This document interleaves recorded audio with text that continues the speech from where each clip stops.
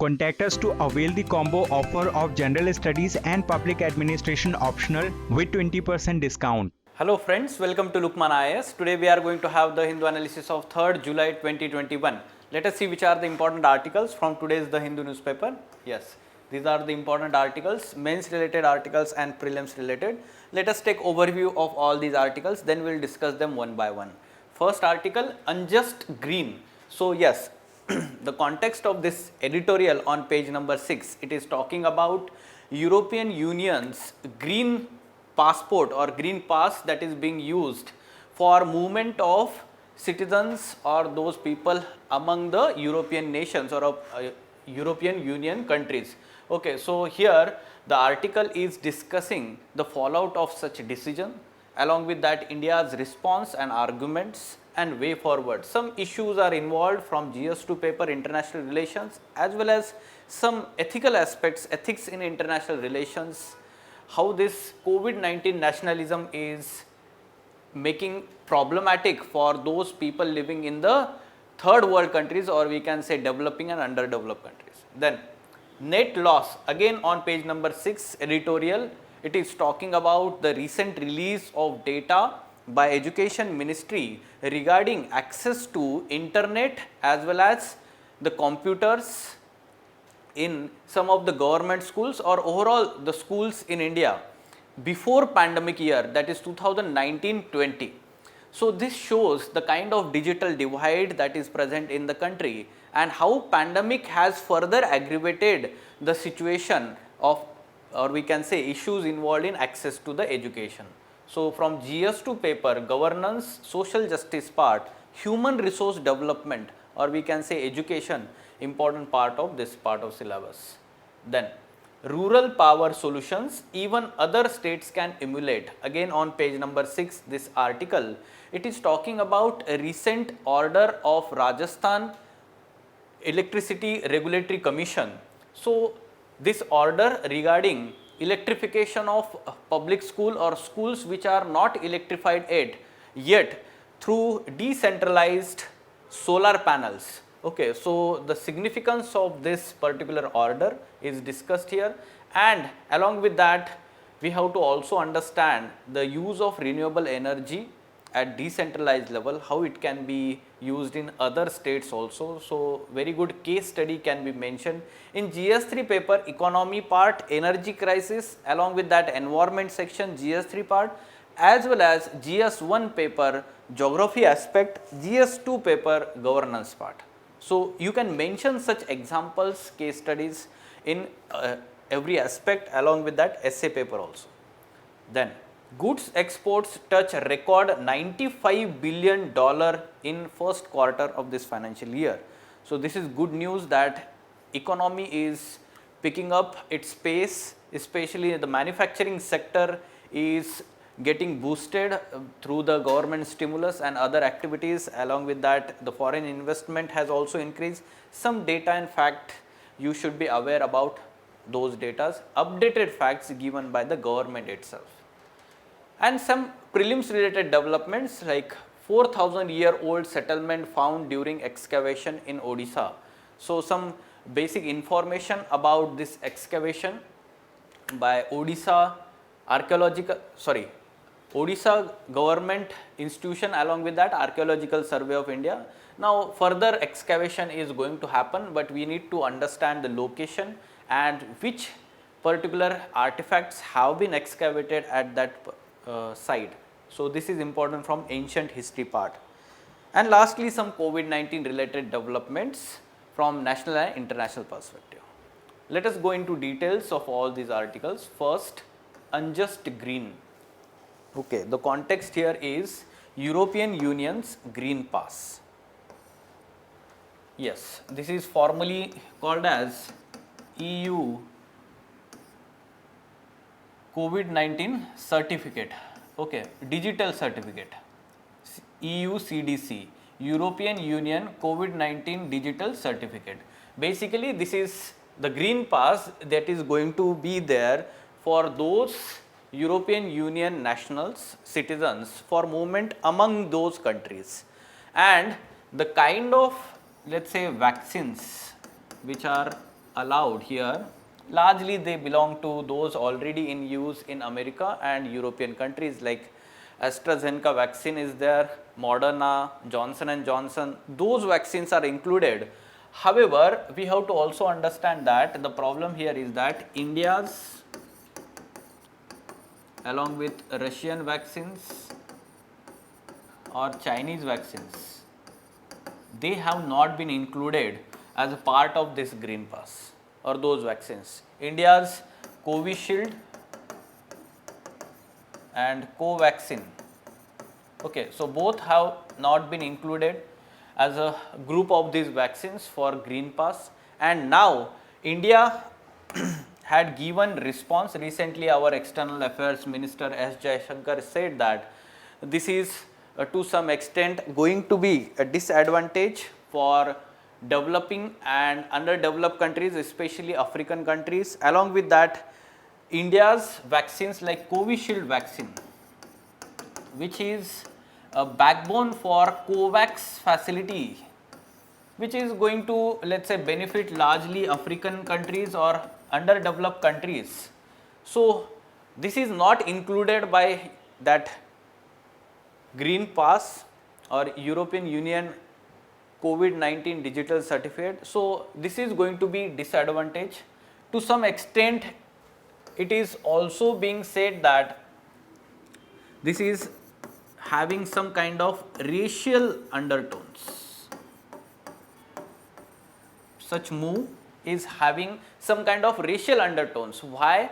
Because those vaccines which have been approved in that green pass, they are already in use in North America or US and some of the European countries, and therefore those vaccines which are developed in other countries, they are not being approved there, or that to some extent it is called as or having some kind of racial discrimination also, not explicit but implicitly.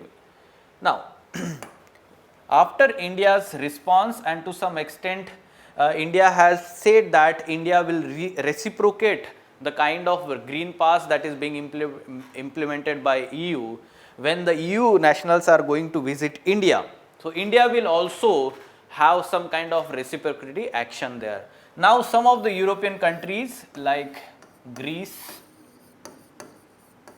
Spain, Ireland,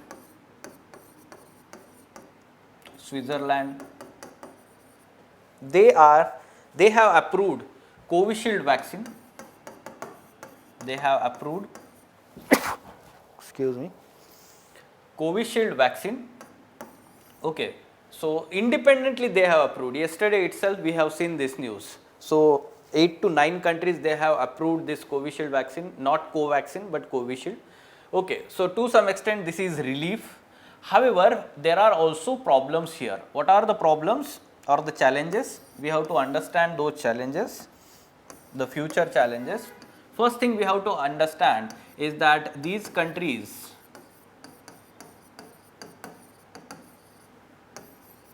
already have restrictions for travel by foreign nationals. Okay, so that's why it is not going to benefit Indian citizens. Second thing, we have to also understand the new Delta variant. The countries are very much worried about this Delta variant, and therefore what will happen is when the countries, European Union countries, they will vaccinate their population and they will close their borders for foreign travel. So because of new variants like Delta variant. Okay, so for that purpose again the challenge will be there. Along with that, we have to also understand the WHO stand. WHO has asked the countries that whatever the emergency use authorization that is given by WHO to different vaccines, they should be used by all countries for travel purpose, right? So that means India's Covishield will also get. However, we have to also understand WHO has not yet given approval to Covaxin. Approval to Covaxin. That means those who have taken Covaxin in India, they have to yet wait for such approval and for the foreign travel for any other purpose, right? So these are the future challenges. As a way forward, what India should focus here is vaccinate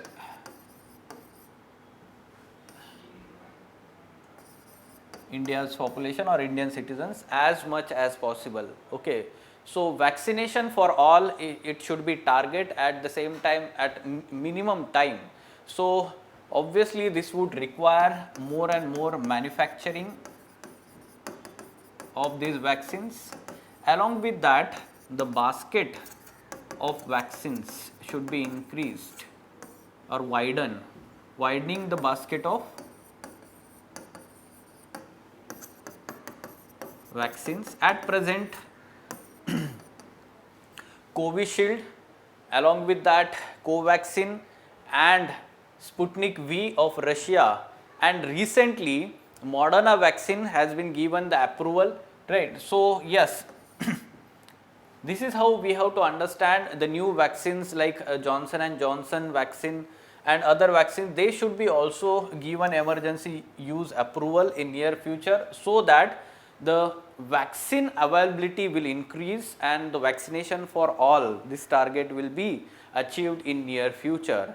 So this will protect Indian citizens and it will allow the Indian citizens to visit the foreign countries for different purpose, right? So this should be the way forward, but at present the vaccination rate, even after 6 months,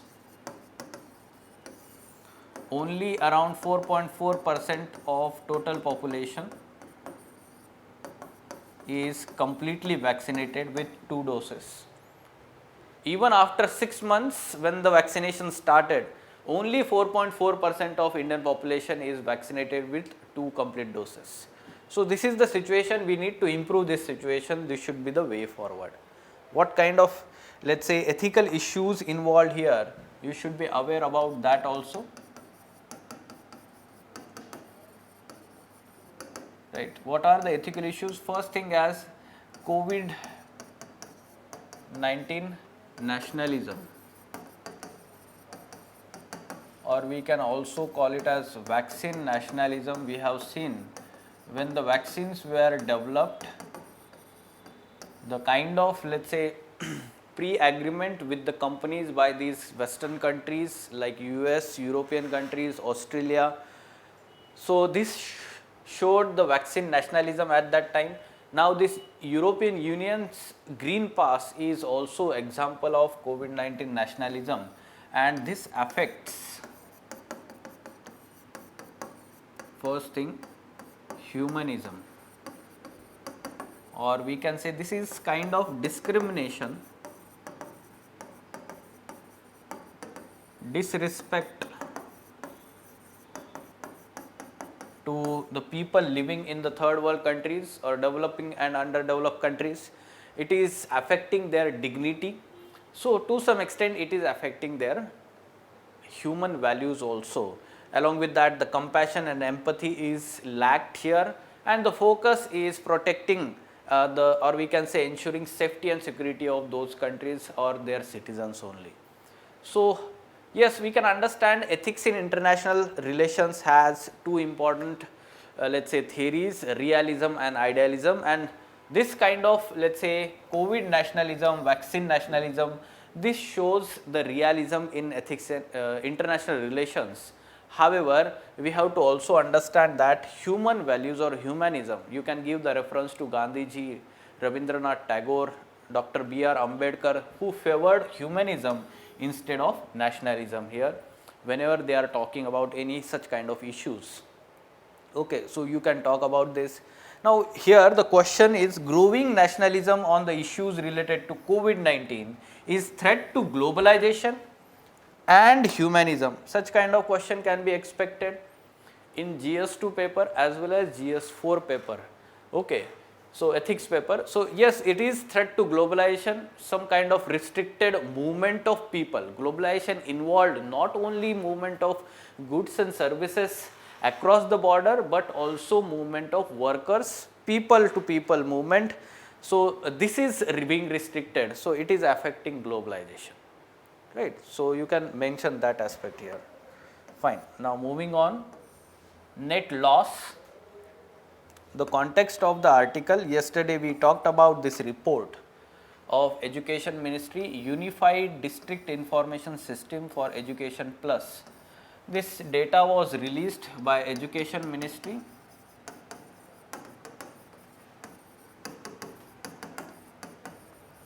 This is for year, pre-pandemic year 2019-20, not pandemic year, pre-pandemic year 2019-20. Now this data shows that you should be aware about the facts here, that internet connection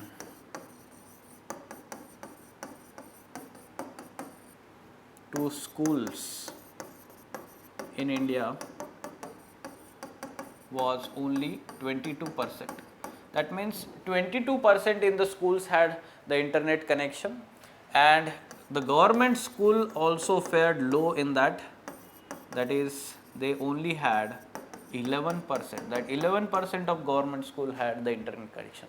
This is the situation pre-pandemic year. Now the pandemic last year, which hit the education sector, especially the school education. So what happened because of this poor infrastructure, or we can say digital infrastructure? This has further affected first digital divide, or it has created digital divide in terms of access to the education. That means here basically the access to education is denied. It affects social justice objectives, right? Social justice objectives. So we have to also understand that those people who are already not having the individual computers, smartphones, they were relying on the internet connectivity in the schools up till now. However, there is some kind of now double jeopardy that is created. That is, the schools are lacking the digital infrastructure, as well as people are not having the digital infrastructure at home and internet connectivity. So there is, let's say, problem in the both aspects, and therefore what we need at present during the pandemic time is unhindered access to education. Why? Due to pandemic, we have shifted to online education. Schools have been shut for more than a year now, last year as well as this year. Online education. Now this online education requires some kind of infrastructure available with the children, household, and we can understand that poor and vulnerable sections of society do not have that much amount of capital to invest in the, let's say, buying the computers or smartphone. Along with that, the internet penetration at present, even at India level, only 50% internet penetration can be seen. So in that also the variations can be seen in different state levels and within the state also. We have seen in recent times there were news that some of the students in Northeast India, they climbed the hills and even trees to watch the educational videos to get the internet supply, or we can say internet connections, that connection. So such kind of situations that our children are facing to have the access to the education. This is very sorry state, especially in terms of human resource development in the country. School education is very important. Discrimination, especially to having the access to the education, this online education, to some extent it affects the further development of these children. There will be inequality created in future because of unequal access to the education. Okay, so that's why it is very important for the government should ensure unhindered access to the education to all. So way forward, yesterday itself we talked about the BharatNet project, Along with that, Bharat Broadband project is also there.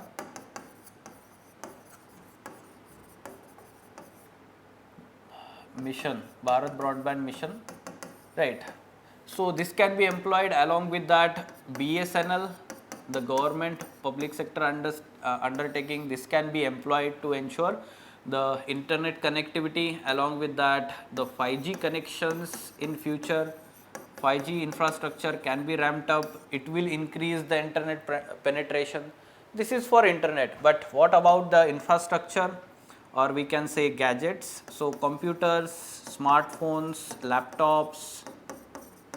For that purpose, the government need not to only focus on government revenue.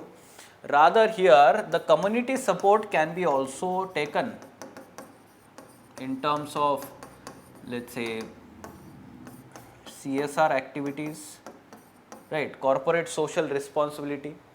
Many companies,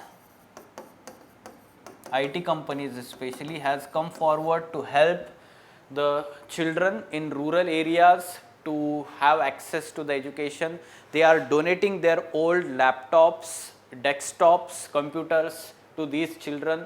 Okay, so this is good news. This should be augmented by the government. Along with that, NGOs, they can be also, the government can work with NGOs to augment these resources and ensure the education to children, especially in rural areas. And the government schools, they are lacking these hardwares, we can say that, so they can be supplied through these measures. So internet connectivity and digital infrastructure, this can be the way forward here. Fine. So we are expecting essay topic here, COVID-19 pandemic and access to education in India. So you should be aware about the access. Basically, in that essay topic, you should not only talk about the school education, but also talk about the higher education also. Fine. Okay. Now, rural power solutions, even other states can emulate. So on page number 6, this article is talking about Rajasthan Electricity Regulatory Commission order recently. This is the context here. So increased access in last 1 decade, but not sufficient. So access to the electricity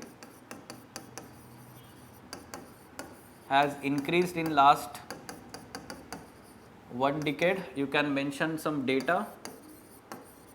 What is that?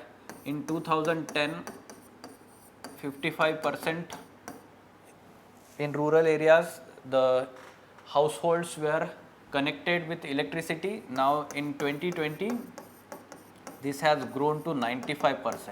This is good thing, right? So electricity connections to the households, this is increased through various schemes and government policies.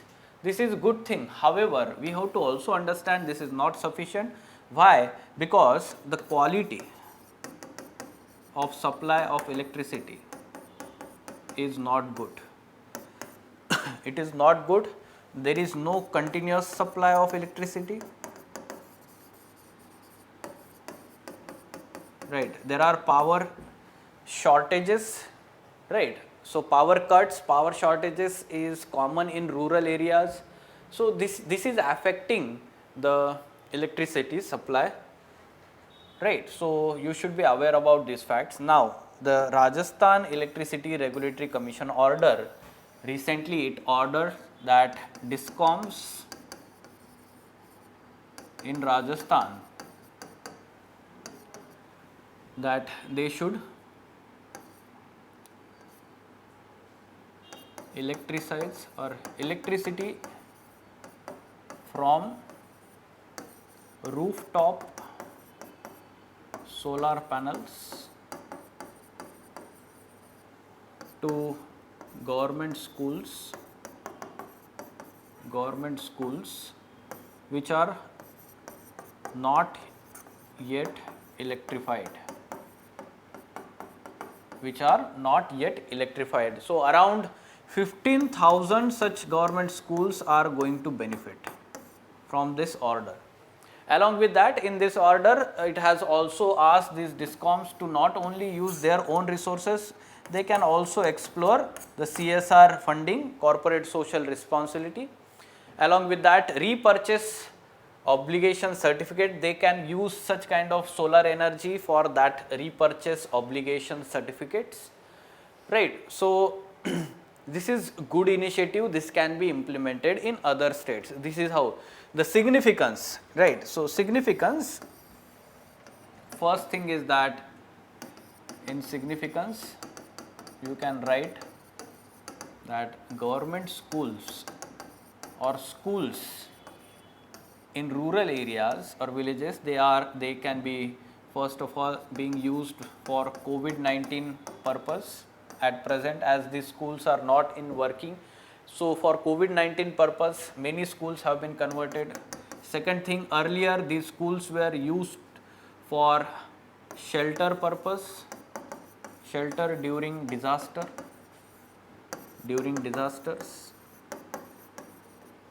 They were also used for polling booths during elections. They were converted into polling booths during elections. Such is the use of these government schools. They are actually public places. They are actually public places in rural areas. They can be used in different manner.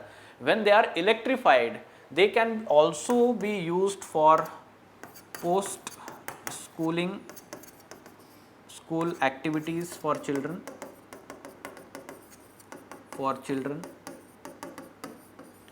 Electricity can be extended to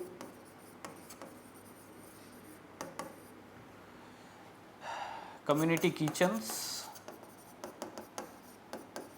midday meal kitchens, toilets in the government schools, right. So this is very important.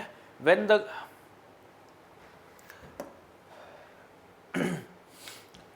electricity is available with the battery storage through this solar powered rooftop panels, right. So this can be used for these different kinds of purposes. This is the significance. Now, how decentralized solar power with batteries can help rural India? Just now we talked about this, right. So in addition to this, we can also talk about the rural development, overall development. So when we can implement this initiative in different states also for this rural development purpose. And when we have this battery storage, this acts as a climate proofing.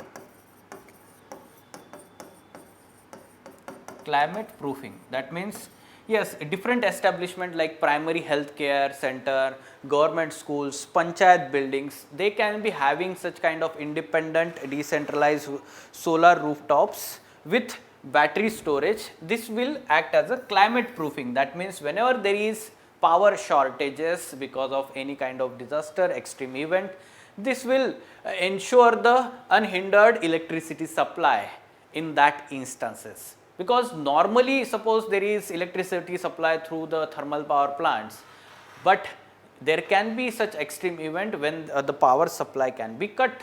So for that purpose, such decentralized electricity supply through battery storage can be a climate proofing. Okay, climate proofing is very important in next few years because of climate change and the extreme events that are happening. This can impact the electricity supply. Fine. So such kind of instances, or you can say measures, it can be used as case study in essay paper. You can mention that economy, environment GS3 and rural development GS2 part, GS1 paper geography part also. Fine. Okay. Now, yes, some data that is given by the government. Positive developments happening in the manufacturing sector. Goods exports touch record $95 billion in first quarter of this year. Yes, so highest quarterly merchandise exports during the first quarter of this financial year. Now we are targeting, or let's say $400 billion in merchandise exports in current fiscal. Commerce and Industry Minister has said. Along with that, we have to also understand still India is net importer in June 2021 with trade deficit of $9.4 billion. In addition to this data, highest ever FDI inflow happened last year in 2020-21 with $81.72 billion, up 10% compared to, or 10% increased from last or pre-pandemic year 74.39 billion. So this is good thing. FDI is increasing, foreign investment through the FDI, foreign direct investment is happening, and along with that merchandise export has increased. So that means economy is recovering from the first and second wave of this pandemic. You should be aware about updated data and facts that is given by the government itself. Fine. So specifically prelims related development, 4,000-year-old settlement found during excavation in Odisha, in Balasore district of Odisha. In Balasore district of Odisha. Okay, so Odisha Institute of Maritime and Southeast Asian Studies. This has actually the archaeological wing of the state government. This has discovered this site. The site has circular mud fortification of about 4.9 km in between river Sona on south and Buraha Balang on its northeastern borders. This fortification signifies emergence of urbanization at the site around 400 to 200 BC. Right, so fortified sites, actually this was the feature of ancient historical civilizations. Urban civilization, we have seen this in Indus Valley civilization, fortified urban cities. Okay, that means the walls were created around the cities, right. So this is how we have understood this is emergence of urbanization in that area. The archaeologists have come across distinct three traces, cultural phases, Chalcolithic period from 2000 to 1000 BC, Iron Age, and early historic period of 400 to 200 BC. Okay, so yes, Chalcolithic age. This Chalcolithic age, you can see the IVC period, Indus Valley Civilization period. Along with that, the Iron Age, this 1000 to 400, we can see here the Vedic period,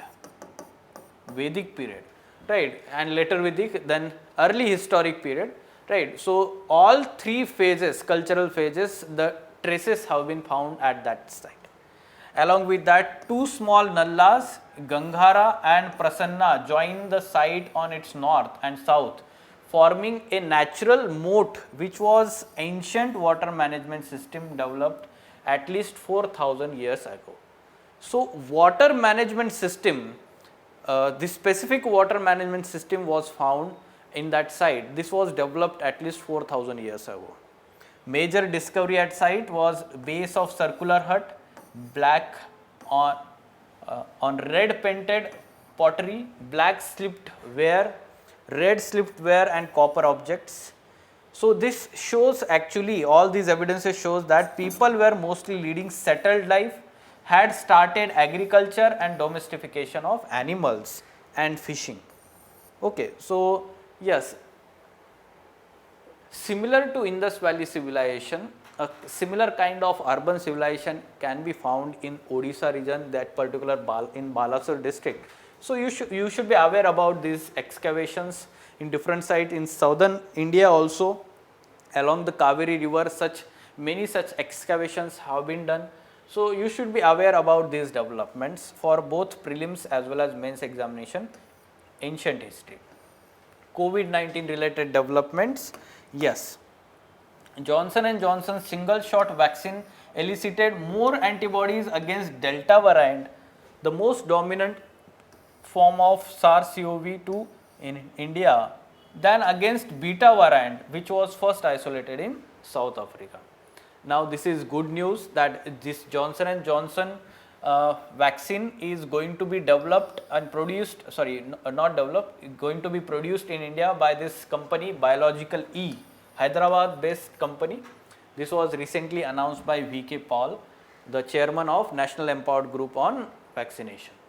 So you should be aware about which vaccines are being produced by which manufacturers, like Covishield by Serum Institute of India, or Covaxin by Bharat Biotech, or that Sputnik V by Reddy Institute, again Hyderabad based, and this is Biological E. Most of the finance going to be invested by the US in this company Biological E for manufacturing of this Johnson & Johnson vaccine. Fine? Okay. So yes, these were important developments from today's The Hindu newspaper. Try to take input for both prelims and mains examination. If you have any doubt, you can ask in the comment box of this video. We will try to answer that particular question in the coming video. For further information regarding the foundation batch, which is going to start on 5th July at Lukman IAS for 2022 examination, those students who are exploring their career opportunities in civil services examination and just started their preparation for this examination, this course is apt. For further information about that course, you can contact Lukman IAS. Thank you. Contact us to avail the combo offer of General Studies and Public Administration optional with 20% discount.